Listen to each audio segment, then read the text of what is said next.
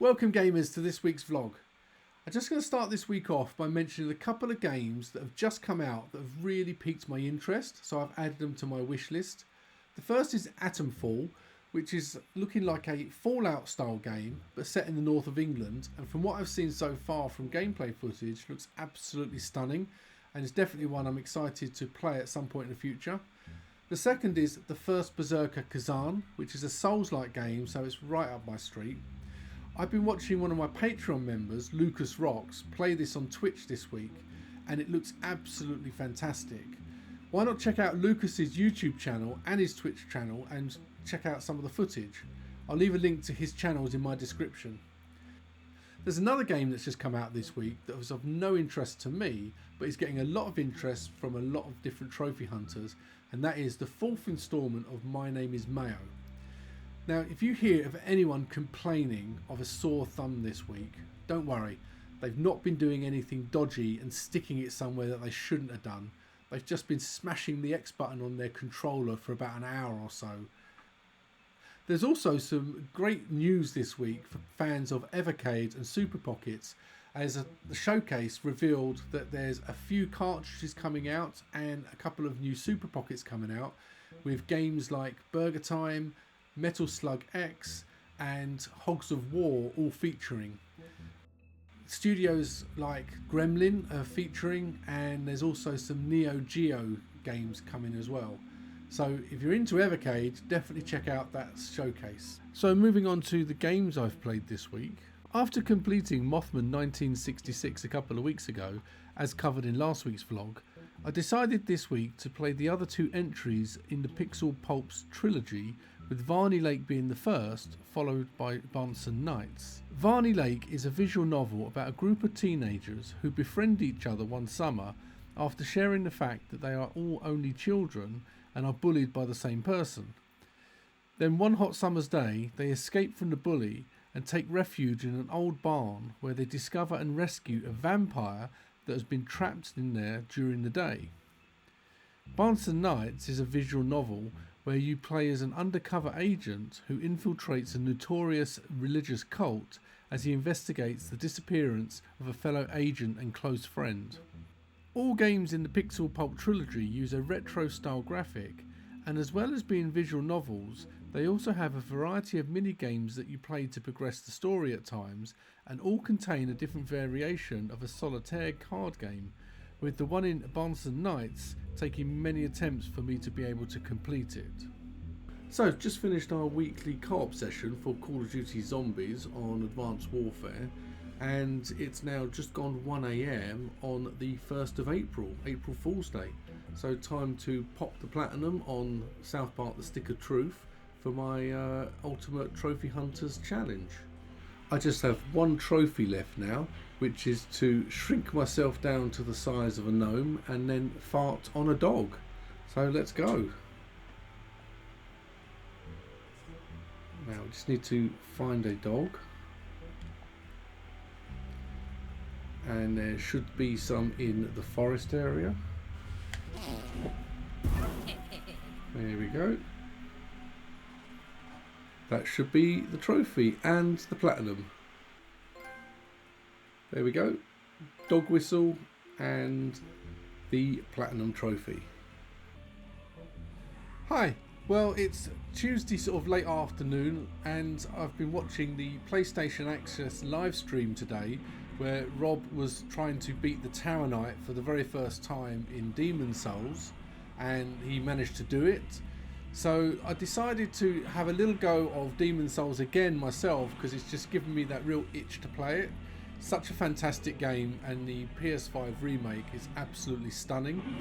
I've already got the platinum on all the stacks, so there's no more sort of trophies that I can earn on Demon's Souls, but it doesn't stop me from still having a go and enjoying it. So I've started a new character, chose a barbarian class this time, and I'm just going to have a bit of fun with it, and then maybe pick it up every now and then just to avoid the sort of trophy hunting burnout. So I've been playing for a little bit, managed to get all the way through to the first boss, of which I've just beaten, and now I've done a little bit of ranking up and got to soul level 16, It just put stats into vitality and strength so far, as I'm going for a melee build. Haven't really progressed much further than that, and I'm not really got much equipment. Just picked up one sword and a couple of rings, and that's about it. So just enjoying it, and I think every now and then I'm going to be coming back just to have a bit of a go. It will help to sort of remove the sort of burnout from the trophy hunting. But it is such a great game, it really is. It's visually absolutely stunning. Even the sound is good on this remake. It's Wednesday evening, just settling in for the night to play Call of Duty Advanced Warfare. Tonight I'm going to be starting the solo campaign. I'm going to start it on veteran and try to do all of the trophies in one playthrough if I can, but may have to do some clean-up ones after. However, aiming to get the platinum on this fairly soon. All of the co-op part for the main game has already been done, and the zombies multiplayer, which I play on a Monday night, we're currently working through Advanced Warfare. This Monday just gone, we basically were practicing the Easter egg, so that our next session we should be able to get the Easter egg done and then do the final trophy after that. And then we'll be on to the DLC for on the PlayStation 3 version of it as well. So for now I'm going to sign off because I'm going to get stuck into the veteran campaign and try and get this platinum knocked out as soon as possible. Catch you soon.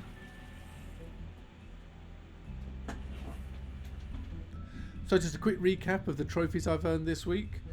Didn't get much time to play last weekend. On the Saturday I booted up Varney Lake and just got a couple of very quick trophies just to keep the daily streak alive.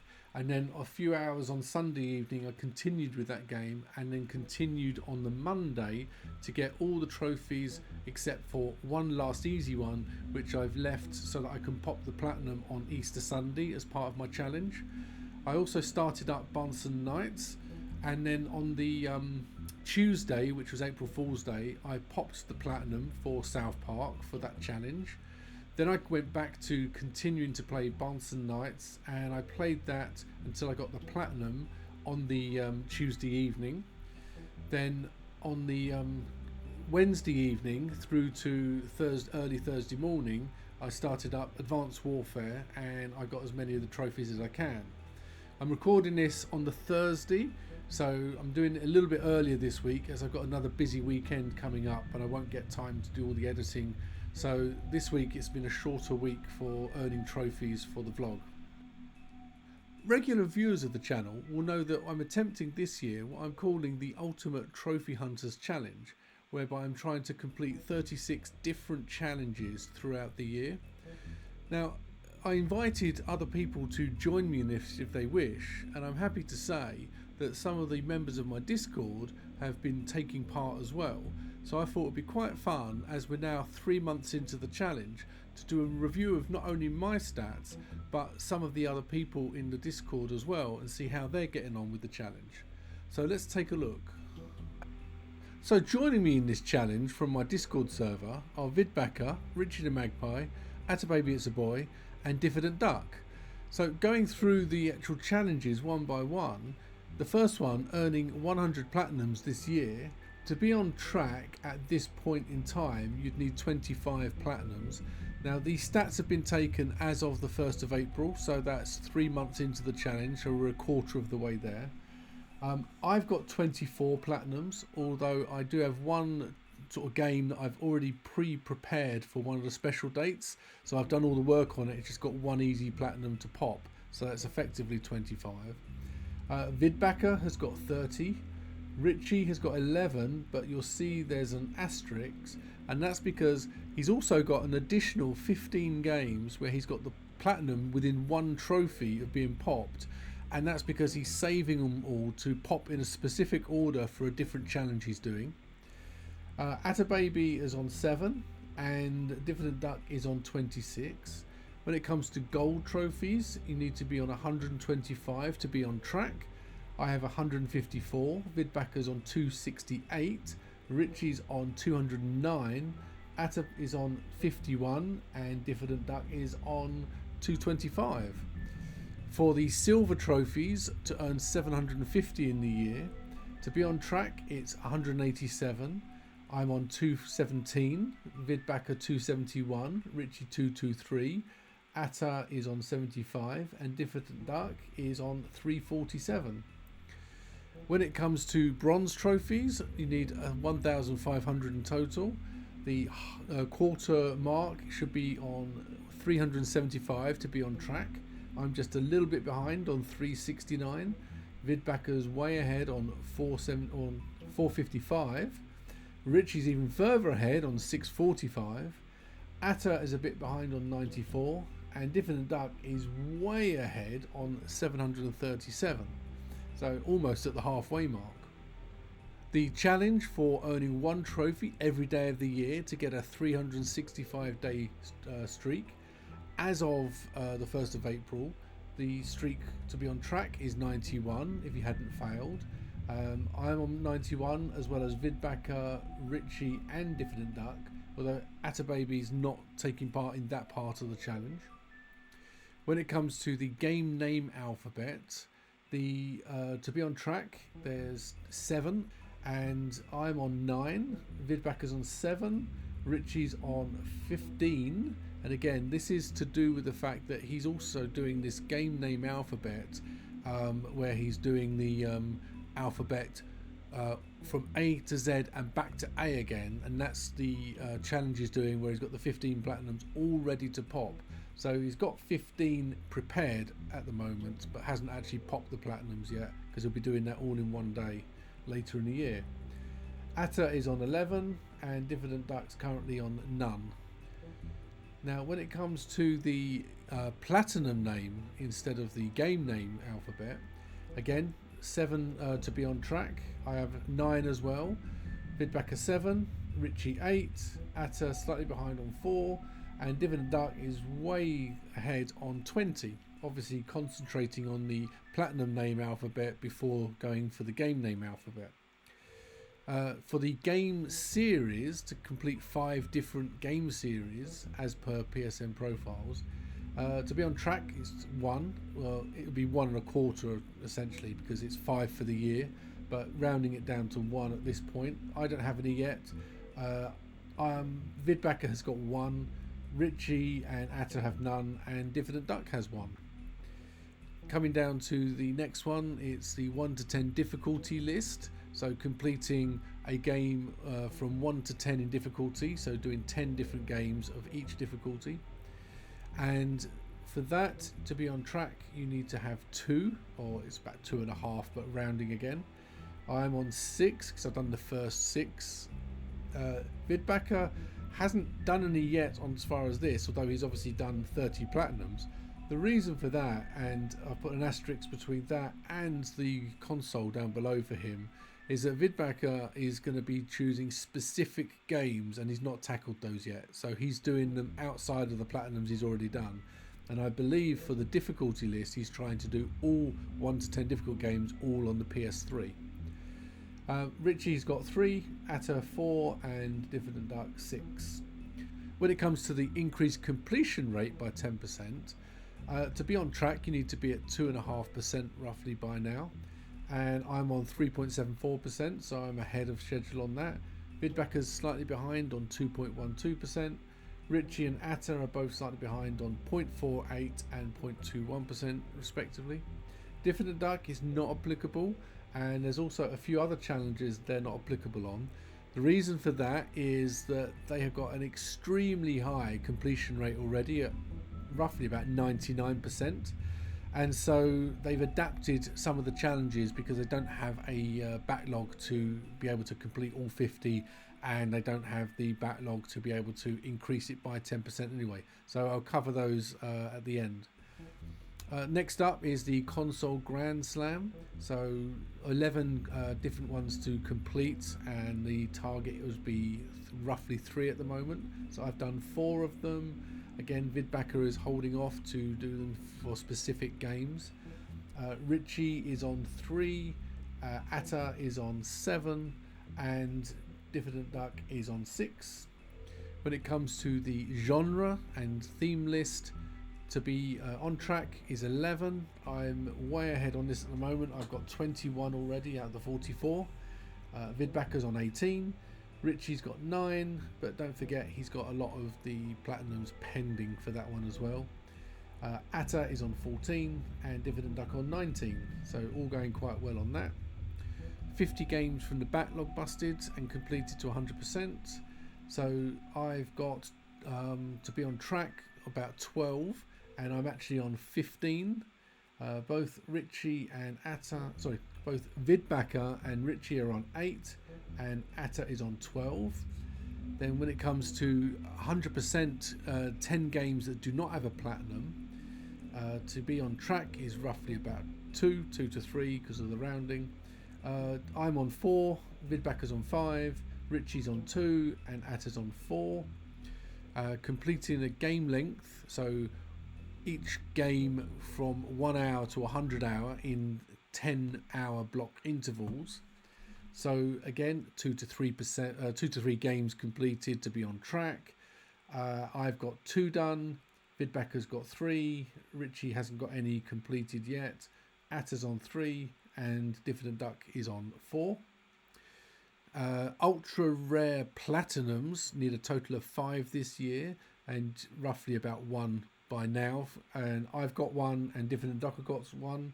Vidbacker, Richie and Atta are all on 0 at the moment for platinums of ultra rare. And the total ultra rare trophies, we need 100 this year, and to be on track is 25. I'm a bit behind on 16. Vidbacker's on 14. Richie doesn't have any yet. Atta's on 4 and Dividend Duck is on 15. So we're all a little bit behind on our ultra rare trophies so far. When it comes to the special dates, there's been 3 special dates so far, and that's been completed by all of us, all 3. And for the special challenges, there's roughly 7, so you need round about 2 completed by now.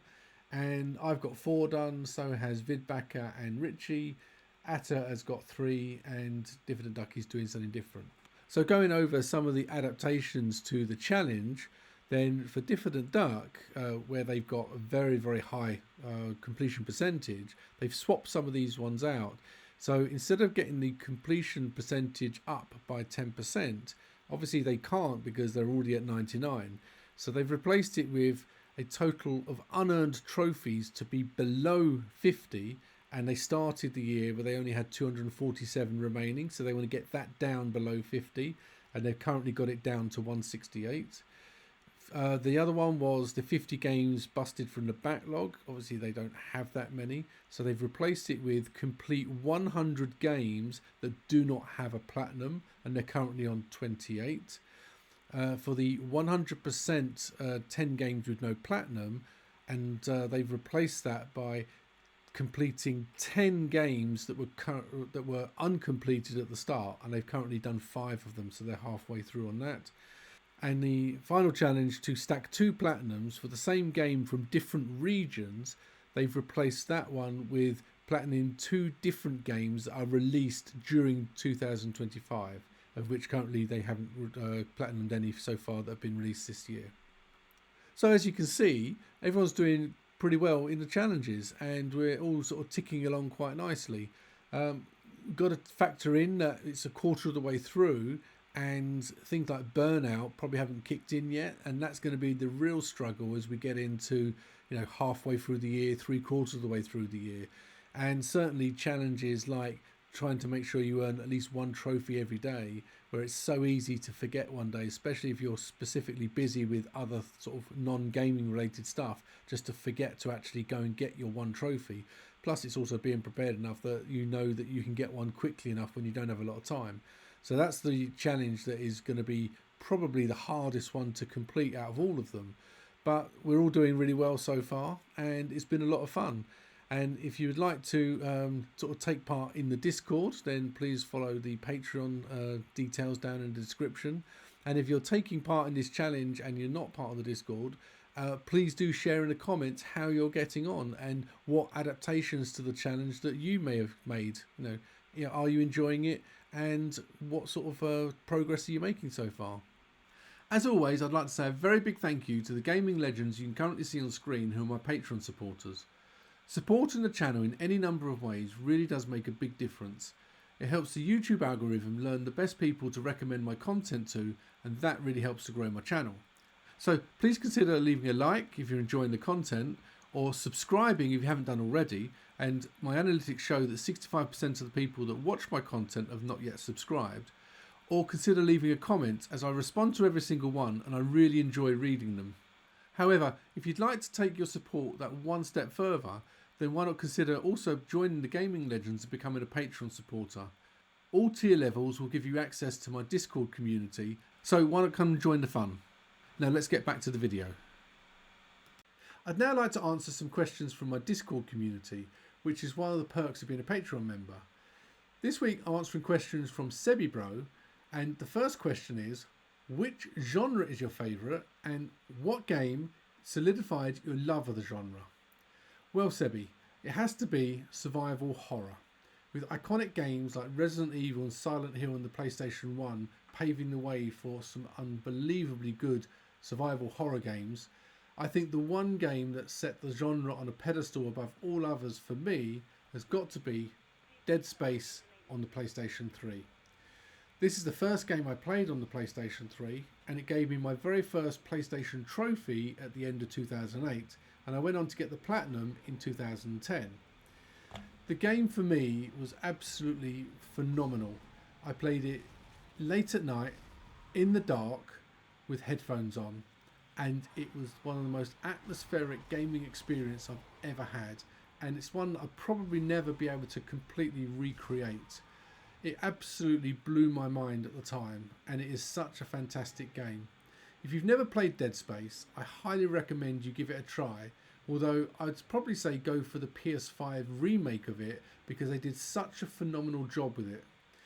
Other survival horror games that I would be able to recommend to you from my, as you can see, vast collection of PS3 games would be Alien Isolation, which is an absolutely phenomenal experience, and if you like the original Alien film, then this is an absolute must play.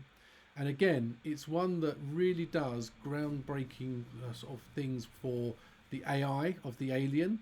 If you play with a mic on, the alien will actually hear you and then come after you. There's some technology in there that is very, very outstanding for its day. And even now, it remains one of my favourite all-time survival horror games. Another one that I would recommend is The Evil Within. Another phenomenally good game.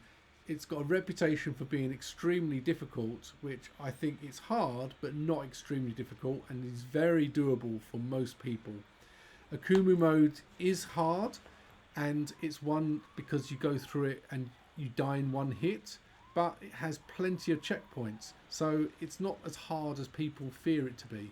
So definitely give it a go if you never have done. Now the second question is, what Final Fantasy am I most interested in playing? Well, Sebi, I've got to admit to you, I've never played a single Final Fantasy game. And this goes back to last week's vlog where I said I'd never played an Assassin's Creed game. Two huge franchises that I've just never played a single entry for. Now, I am interested in giving Final Fantasy a go, and I would love to hear in the comments what people would actually recommend as the best one as your first experience. For me, I probably think I'm interested most in Final Fantasy 16. It's the most modern one that I've sort of heard of and seen some gameplay of where it's interested me. However, I hear so much people talking about Final Fantasy 7 and especially the Final Fantasy 7 remake, and I do actually own that game on digital because it was given for free when I bought the PS5.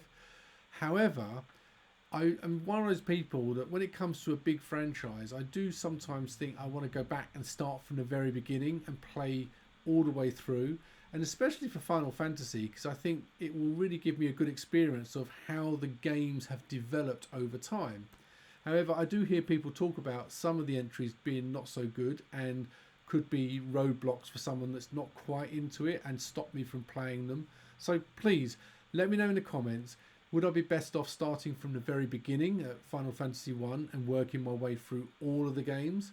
Or am I better off starting off with one of the all-time classics like Final Fantasy VII Remake? Or is my intuition right and something like Final Fantasy 16 probably the best choice for someone that's never experienced a Final Fantasy game, and one that my instinct tells me is probably one that I would actually enjoy the most because of the type of gameplay it is? Let me know in the comments. So that's it for this week's vlog. I really hope you're enjoying the content, and as always, likes, subscribes and comments are greatly appreciated. So until next time, take care and look after yourselves.